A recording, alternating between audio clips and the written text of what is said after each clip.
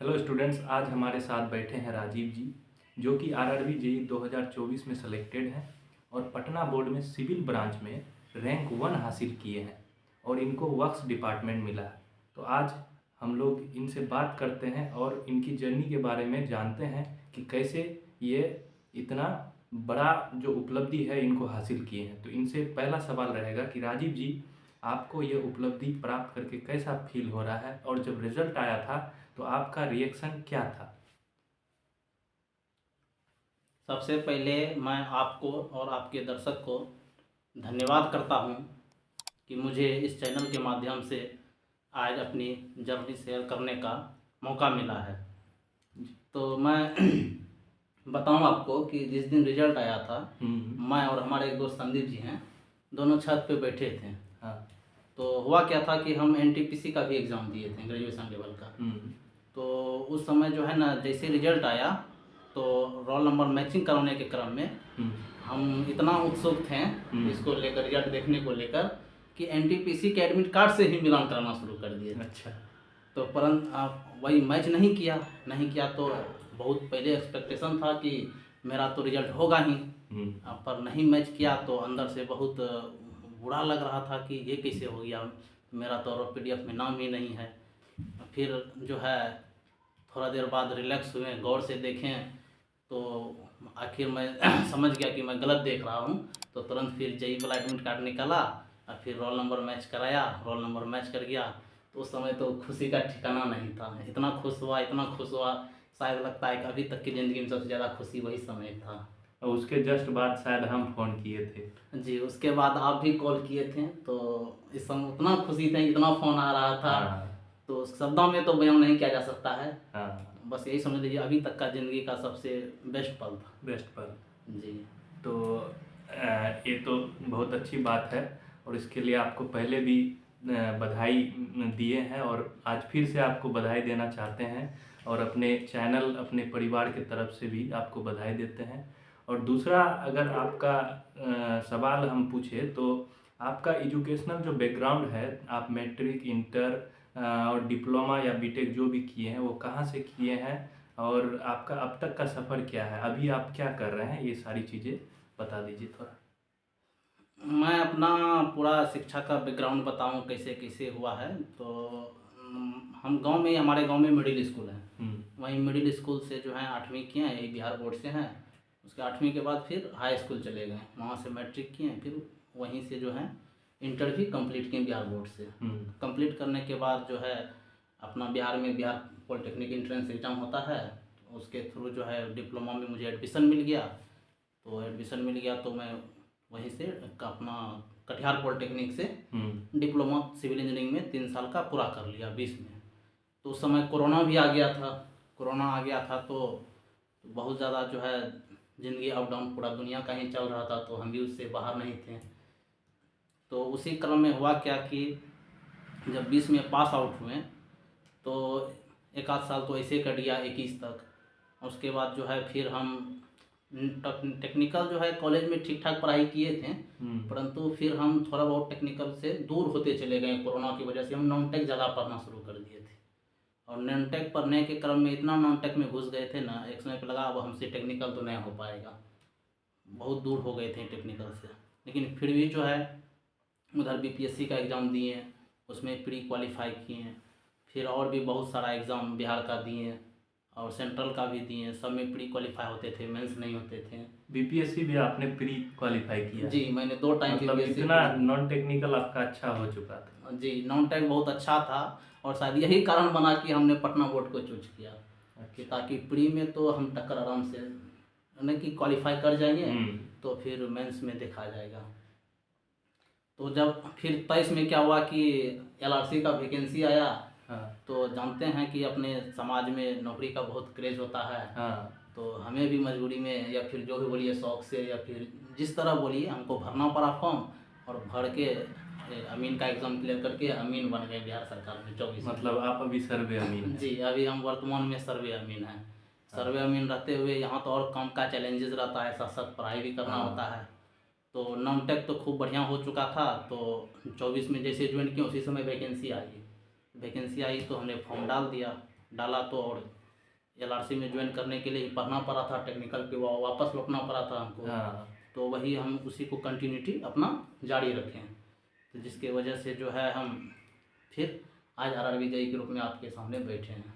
जी, तो आप RRB JEE का सफ़र तो आपका बहुत अच्छा रहा, और इसमें कुछ चुनौतियां भी थी, क्योंकि जो सर्वे अमीन है, खासकर अमीन जो है, वो पद कितना संघर्षपूर्ण है, वो जो अमीन होंगे उनको भी पता होगा, और गांव में अगर जो देखते होंगे सर्वे अमीन को काम करते हुए, घूम घूम कर काम करते हुए, उनको भी पता होगा कि क्या क्या इसमें चुनौतियां हैं।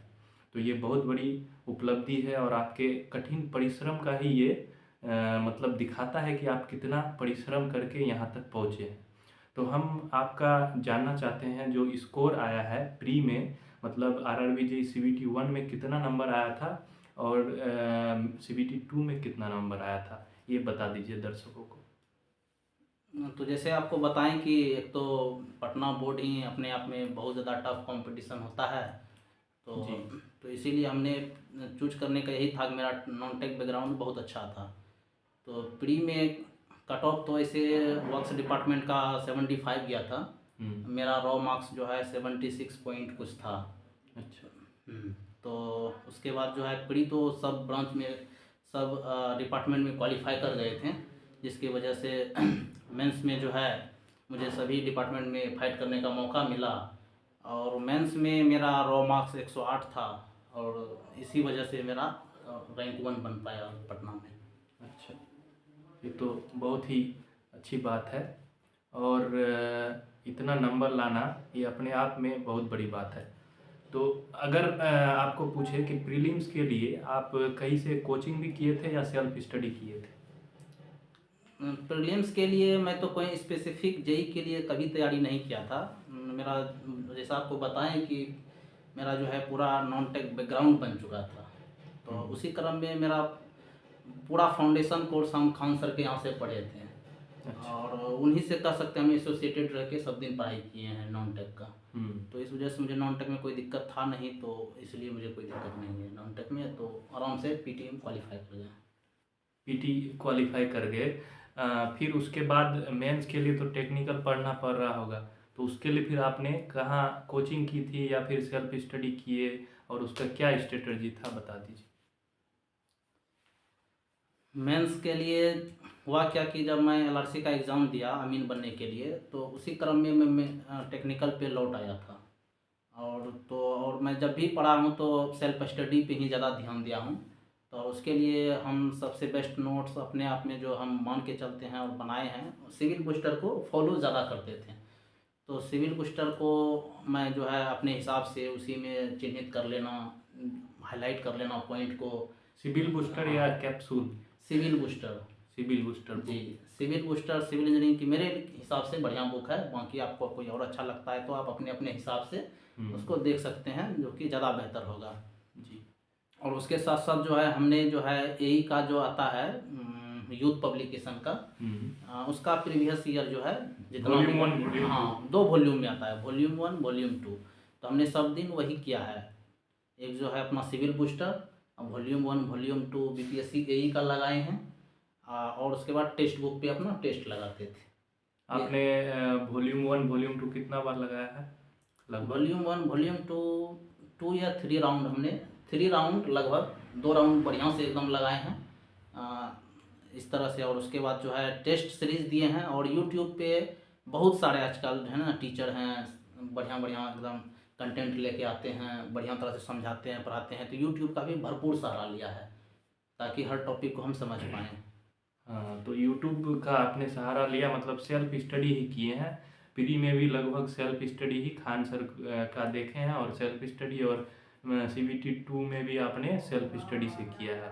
तो उसमें आपने यूथ वॉल्यूम 1 वॉल्यूम 2 AE का जो आता है उसका सहारा लिया है जी। और बाकी टेक्निकल के लिए आप अपना नोट्स बनाए थे अपना जी ना। जी। तो इसके बाद जो है मेंस के लिए अभी प्री जो होगा, अभी 2026 में प्री एग्ज़ाम में बैठने वाले जो कैंडिडेट होंगे उनके लिए आप क्या सजेशन देना चाहेंगे? क्या उन लोगों को करना चाहिए? अभी से कुछ दिन और बाकी है, बाकी जो तैयारी कर लिए हैं उनके लिए तो ठीक है, लेकिन अभी कुछ हो सकता है या नहीं, और क्या उन लोगों का सजेशन देना चाहेंगे आप?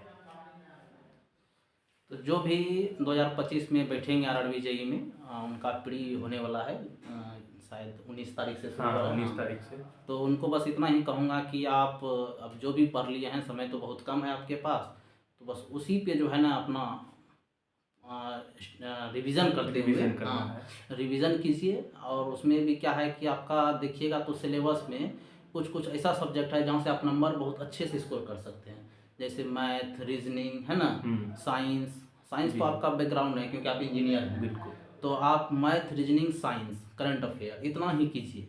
इतना ही करके जाइए, प्री में आराम से क्वालिफाई कर जाइएगा। जी। बहुत ज़्यादा इधर उधर भागिएगा तो फिर बर्डन होने लगेगा जी, तो वो नहीं करना है आपको। तो अभी तो वीडियो आज बना रहे हैं, आज लगभग हो गया 13 तारीख, इनको डालते हुए लगभग 14-15 तारीख हो जाएगा, और एग्ज़ाम प्री बहुत नज़दीक तब तक आ चुका होगा। तो इस वीडियो का ज़्यादा प्री में तो फ़ायदा नहीं होगा, लेकिन मेंस के लिए आप ऐसा बता दीजिए कि थोड़ा जो प्री निकाल लेंगे उनके लिए मेंस के लिए ये वीडियो बहुत कारगर साबित होगी। तो मेंस का थोड़ा स्ट्रेटजी अपने तरीके से बता दीजिए, ठीक है?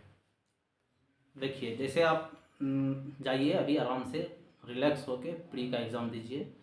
प्री में नंबर कितना आता है नहीं आता है, हर बोर्ड का अलग अलग कट ऑफ जाता है, तो इसीलिए आप किसी भी कट ऑफ के पीछे मत भागिए।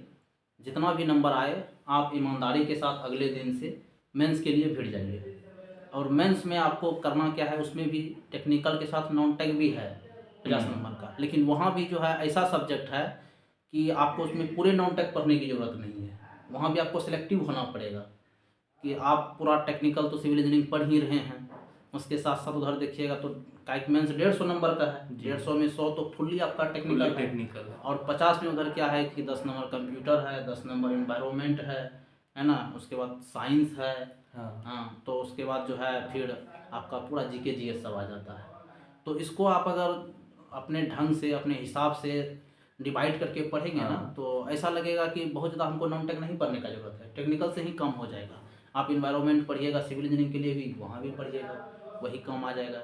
अब इंजीनियर हैं तो थोड़ा बहुत कंप्यूटर का नॉलेज होगा ही, ऑफकोर्स ईजी ईजी पढ़ना है, बहुत ज़्यादा डेप्थ में जाना नहीं है, ईजी ईजी पूछता है, तो कंप्यूटर का वहाँ से तैयारी कर लीजिए आप। ऐसे तो हम कंप्यूटर का जो है तैयारी करने के लिए एक अरिहंत का बुक आता है, तो हाँ, तो उसका इस्तेमाल किए थे तो ठीक था, एग्ज़ाम में भी ठीक ठाक सही हो गया। ऐसे भी इंजीनियर हैं तो हमको लगता है नहीं भी पढ़िएगा तो 4-5 सही कर दीजिए, पर 4-5 से कम चलेगा नहीं, चले कम से कम तो 8-9 करना पड़ेगा 10 में से, अगर चाहते हैं कि हमको सिलेक्शन चाहिए।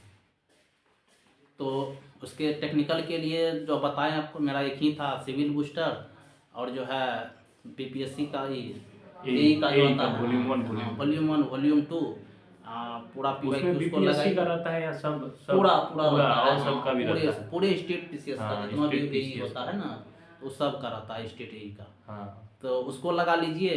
और जो है आप बहुत सारा यूट्यूब चैनल है जो स्पेसिफिक कंटेंट डालता है ना, तो हम यहाँ पे नोट एक करवाना चाहेंगे आपको कि हमारे लिए इसमें शुभम सर का भी रोल रहा है, टेक्स्ट बुक के जो है, हाँ टेक्स्ट बुक में शुभम सर हैं, तो मैं उनका यूट्यूब पे लेक्चर आता था उस समय जेईई मेंस के लिए, तो मैं वो लेक्चर मिस नहीं जनरली करता था, और वहाँ से हमको फ़ायदा हुआ था जनरल में। तो मतलब सिंपल सा है कि प्री के लिए आप कहना चाह रहे हैं कि अगर अभी से तैयारी करने से तो अभी इस बार नहीं निकल पाएगा, अगले बार के लिए अगर तैयारी करना चाहे तो खान सर का लेक्चर प्रीफर कर सकते हैं, और उनको कंप्लीट करके फिर नोट्स बना के उस पर ध्यान देके प्री निकाला जा सकता है ना, और टेस्ट मारना पड़ेगा फिर उसके बाद।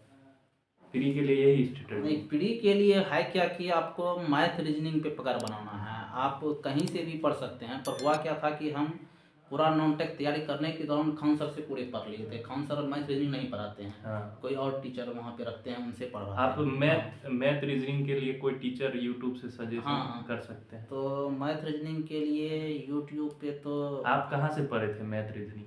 हम मैथ रीजनिंग यूट्यूब से तो नहीं पढ़े हैं, इसी तरह खान सर के पास बैच चलता था ना, तो वहीं बैच से ही हम पढ़े। बैच से पढ़े? आरआरबी जेईई का बैच नहीं लिए थे, पैड बैच हम जो है सीजीएल यूजीएल सब एग्जाम देते रहते थे, तो जिस वजह से मैथ रीजनिंग ऑटोमेटिक मेरा बढ़िया हो गया था। और पेड बैच लिए थे खान सर का? नहीं, पेड बैच भी मैं किसी का नहीं लिया था।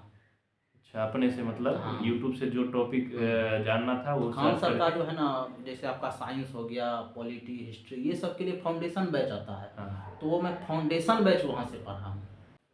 तो राजीव जी, आपसे बात करके बहुत अच्छा लगा और आपके संघर्ष भरी जर्नी को सुनकर और स्टूडेंट्स भी मोटिवेट होंगे। और आप सभी स्टूडेंट्स को कोई सवाल का अगर जवाब चाहिए, कोई भी सवाल हो तैयारी से संबंधित या कोई स्पेसिफिक सब्जेक्ट का तैयारी के बारे में अगर आपको जानना हो या प्री या मेंस को अच्छे से डिटेल अगर आपको वीडियो चाहिए तो कमेंट सेक्शन में जाकर कमेंट कर सकते हैं। उन सारे सवालों का मैं चाहूँगा कि एक अलग से वीडियो बनाकर आपके सामने दिया जाए। और आज के लिए इतना ही। धन्यवाद। जय हिंद, जय भारत। धन्यवाद आपको भी।